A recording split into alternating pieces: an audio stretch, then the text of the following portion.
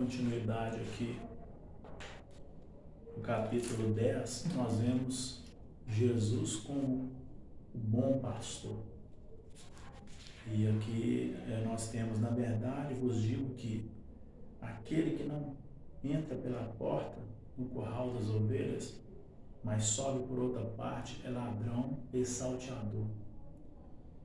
João 10, de 7 a 18, ainda continua dizendo: a este o porteiro abre, e as ovelhas ouvem a sua voz, e chama pelo seu nome as suas ovelhas, e as traz para fora, e quando tira para fora as suas ovelhas, vai adiante delas, e as ovelhas o seguem, porque conhecem a sua voz. Mas de modo nenhum seguirão o estranho, antes fugirão dele, porque não conhecem a voz do estranho. Jesus diz-lhe essa parábola, diz a eles, mas eles não entendem o que ele diz. Então, quando você tem uma fé cega, uma fé apenas religiosa, você não entende. Você vê algo acontecendo e você não entende. Você julga, você critica. É como se você tivesse uma fé, por exemplo, evangélica e criticasse os católicos, os espíritos, os testemunhas de Jeová e outros mais. Olha, se eles testificam de Deus, falam de Cristo, olha os frutos que essa árvore dá. E não julga simplesmente dentro da sua religiosidade. Uma coisa que em todos os estudos, eu como na área de psicanálise, eu sou formado em administração e fiz uma especialização em psicanálise, na terapia de reprocessamento generativo, para encontrar algo lá atrás do passado do ser humano, de 0 ano a 10, de 10 a 20, que justifica o traço de personalidade, a forma de pensar e de agir dele hoje.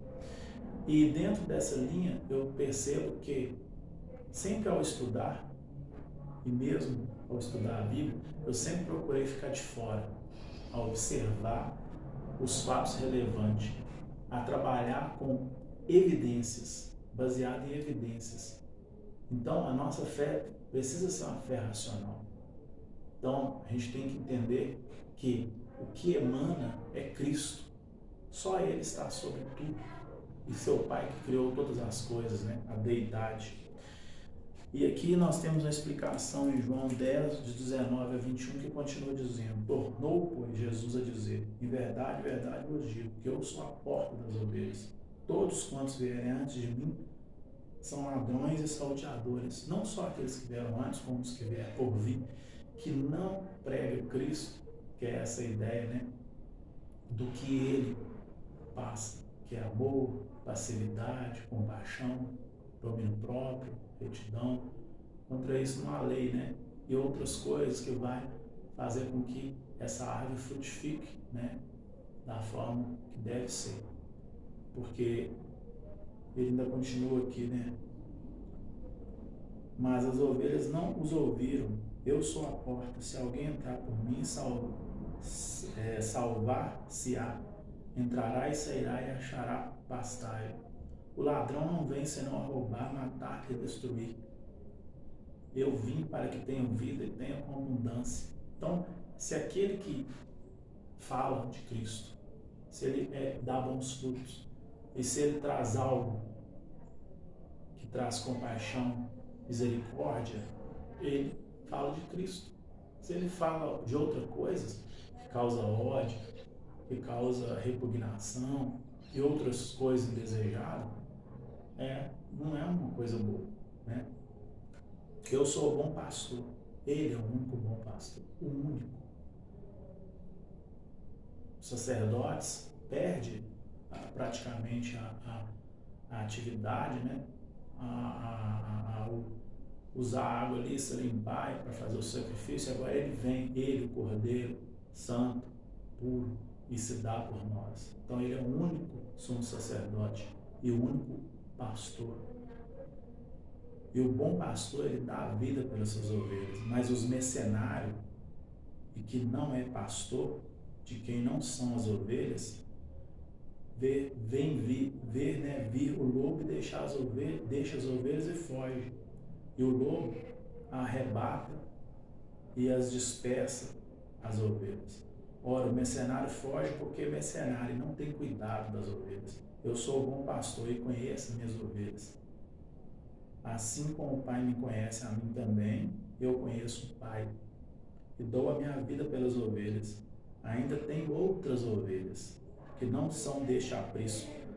Olha para você ver que interessante. Ainda tem outras ovelhas que não são desse aprisco. Também me convém agregar a estas, e elas ouvirão a minha voz e haverá um rebanho e um pastor. Por isso o Pai me ama, porque dou a minha vida pelas ovelhas. Quer dizer, tem outros que virão. Qual o problema? Por que a religiosidade de falar, não, mas é de outra congregação, é de outro pensamento?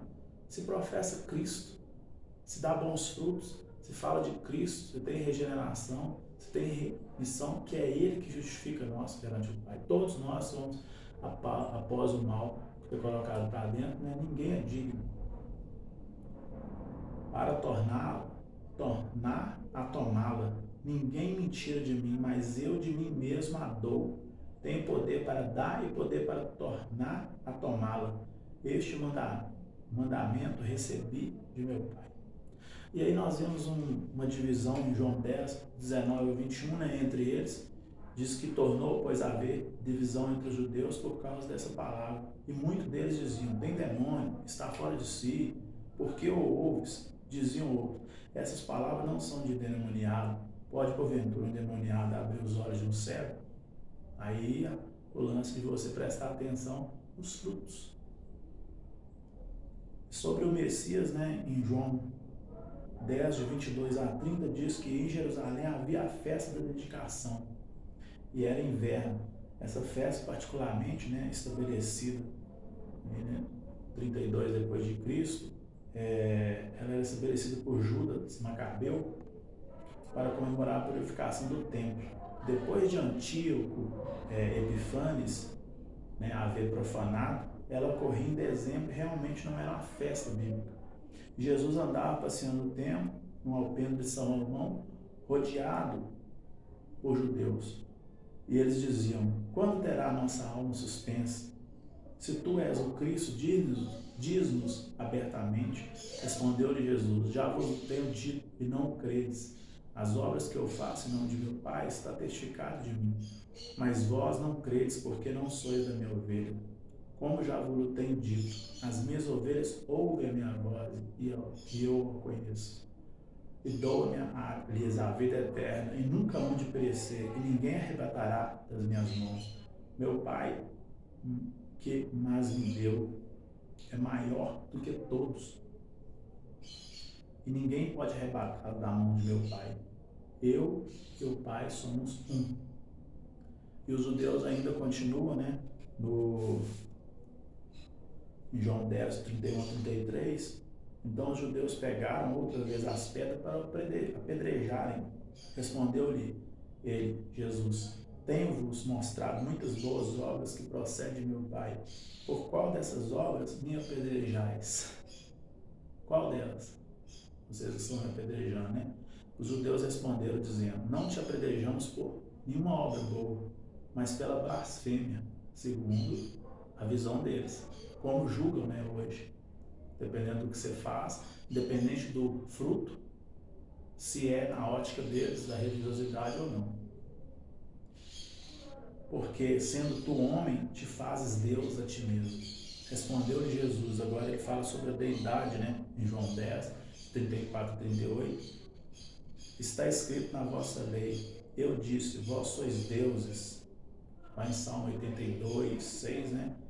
Tem essa visão da palavra deuses, que é usada no sentido de magistrados, profetas, designados, energizados, né, por Deus. Nesse caso não está referindo à deidade de Pai, Filho e Espírito Santo, né, de Deus, Jesus e Espírito Santo, mas aqui sobre aquele que faz, né, a obra dele. Lá tem essa referência sobre vós sois deuses.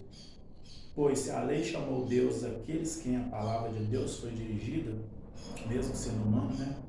E a Escritura não pode ser anulada, aquele a quem o Pai santificou e enviou ao mundo, vós dizeis,